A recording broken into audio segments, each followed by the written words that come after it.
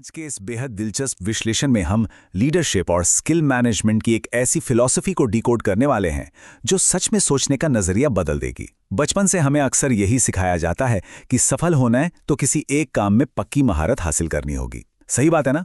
लेकिन आज हम जिस स्रोत सामग्री पर चर्चा कर रहे हैं वो इस पूरी धारणा को बिल्कुल पलट कर रख देती है। हम यह समझेंगे कि असली पावर किसी काम को खुद करने में है या उसे करवाने वालों को मैनेज करने में। यह एक ऐसा कॉन्सेप्ट है जो पुराने इतिहास से लेकर आज के मॉडर्न बिजनेस तक हर जगह लागू होता है। ठीक है, तो सीधे मुद्दे पर आते हैं। स्रोत की शुरुआत एक ऐसे दावे से होती है जो एकदम दिमाग घुमा दे। लिखा है, इतिहास उठा लो, राजा को कभी कुछ नहीं आता। मतलब सुनने में ये थोड़ा अजीब लगता है ना? क्योंकि हम तो यही मानकर चलते हैं कि एक शासक सबसे ज्ञानी और हर हुनर में माहिर होता है। लेकिन यहाँ तर्क बिल्कुल अलग है। यहाँ कहा जा रहा है कि एक महान नेता की असली पहचान किसी खास काम में एक्सपर्ट होना नहीं है, और इसके पीछे जो गहरा अर्थ छिपा है ना, वो वाकई कमाल का है। भाग 1, ऐतिहासिक नेतृत्व का प्रतिमान। अपनी इस बात को साबित करने के लिए स्रोत हमें सबसे पहले राजा महाराजाओं के दौर में ले जाता है। यहाँ शासक और एक एक्सपर्ट के बीच का फर्क बिल्कुल साफ कर दिया गया है। एक तरफ राजा है जिसे शायद खुद तलवार बनानी ना आती हो, जो खेती करना या महल का नक्शा बनाना नहीं जानता, और दूसरी तरफ हैं विशेषज्ञ जो अपने अपने काम के पक्के उस्ताद हैं। राजा किसी एक काम का एक्सपर्ट नहीं है, लेकिन उसकी सबसे बड़ी खासियत क्या है? वो ये है कि वो इन बेहतरीन लोगों को ढूंढने और उन्हें एक साथ काम पर लगाने में माहिर है। असली शासक वही है जो टैलेंट को पहचान कर उसका सही इस्तेमाल करना जानता हो। भाग 2, राजनीति और कॉर्पोरेट व्यापार। चलिए अब इतिहास के पन्नों से निकलकर देखते हैं कि ये नियम आज के मॉडर्न बिजनेस और राजनीति में कैसे फिट बैठता है। यहाँ स्रोत ने एक बहुत ही सटीक और आधुनिक राजनीतिक उदाहरण दिया है। वर्तमान प्रधानमंत्री नरेंद्र मोदी का संदर्भ देते हुए बड़ी ही निष्पक्षता से यह तर्क रखा गया है कि एक टॉप लेवल के लीडर को खुद हर एक तकनीकी या प्रशासनिक चीज की बारीकी पता होना जरूरी नहीं है।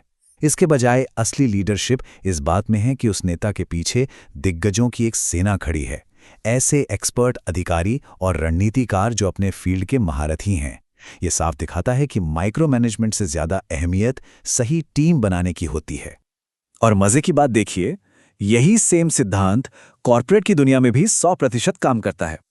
रिलायंस के मुकेश अंबानी का ही उदाहरण ले लेते हैं। स्रोत का तर्क है कि शायद उन्हें खुद कोडिंग का कोई आइडिया ना हो या किसी कॉम्प्लेक्स सॉफ्टवेयर का आर्किटेक्चर वो ना समझते हो, लेकिन उनके अंडर देश के सबसे बेहतरीन इंजीनियरिंग दिमाग यानी हजारों की संख्या में IITians काम कर रहे हैं। बिजनेस का बॉस कभी बारीक तकनीकी चीजों में नहीं उलझता, वो बस उन एलीट एक्सपर्ट्स को एक विजन देता है और उन्हें दिशा दिखाता है। भाग 3, व्यवहारिक स्वास्थ्य देखभाल का उदाहरण। इस कॉन्सेप्ट को और भी आसानी से समझने के लिए इसे हमारी रोजमर्रा की जिंदगी से जोड़ते हैं। एक पल के लिए किसी बड़े अस्पताल के मालिक के बारे में विचार करते हैं। स्रोत बड़ी ही चालाकी से और ध्यान दिलाता है कि उस अस्पताल के मालिक ने अपनी पूरी जिंदगी में शायद एक भी सर्जरी नहीं की होगी, कभी किसी मरीज पर कैंची नहीं चलाई, फिर भी वो एक बेहद सफल हॉस्पिटल चला रहा है। कैसे? क्योंकि उसके अंडर हजारों एक्सपर्ट डॉक्टर्स दिन रात मरीजों की जान बचा रहे हैं। विशेषज्ञता डॉक्टर्स की है बिल्कुल, लेकिन उस विशेषज्ञता को एक सिस्टम में ढालकर समाज के काम आने लायक बनाने का जो काम है वो उसी मालिक का है। तो चलिए अब इन सभी कड़ियों को जोड़ते हैं और देखते हैं कि क्या पैटर्न बनता है। अगर हम अब तक के सारे तर्कों को एक साथ रखें तो एक बहुत ही सॉलिड पैटर्न सामने आता है। एक तरफ हमारे लीडर हैं और दूसरी तरफ उनकी एक्सपर्ट्स की सेना। चाहे वो इतिहास का कोई राजा हो, राजनीति का बड़ा चेहरा हो, बिजनेस का टाइकून हो या फिर किसी अस्पताल का फाउंडर, इन सब में एक बात बिल्कुल कॉमन है।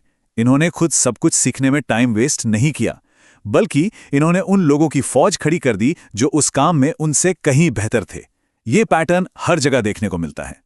भाग 4, दुनिया का सबसे बड़ा कौशल। इन 4 दमदार उदाहरणों के बाद अब वक्त आ गया है इस पूरी थ्योरी के असली निष्कर्ष को सामने लाने का। तो सबसे अहम पॉइंट ये है कि स्रोत कंट्रोल यानी नियंत्रण को कैसे डिफाइन करता है।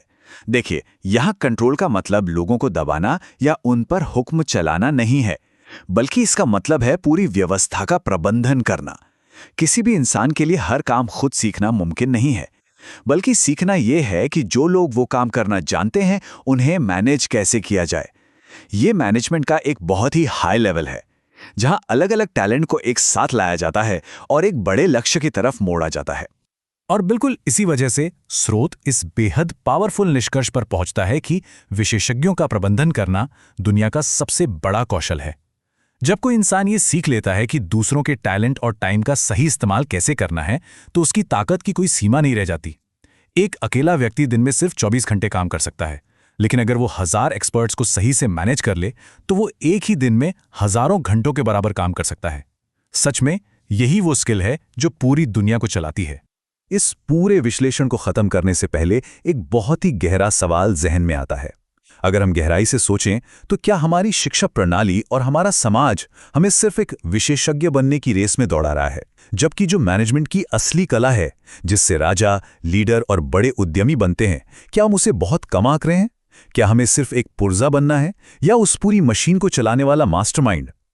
इसी विचार करने वाले सवाल के साथ आज के इस विश्लेषण को यहीं विराम देते हैं। इस सफर में साथ जुड़ने के लिए बहुत बहुत धन्यवाद।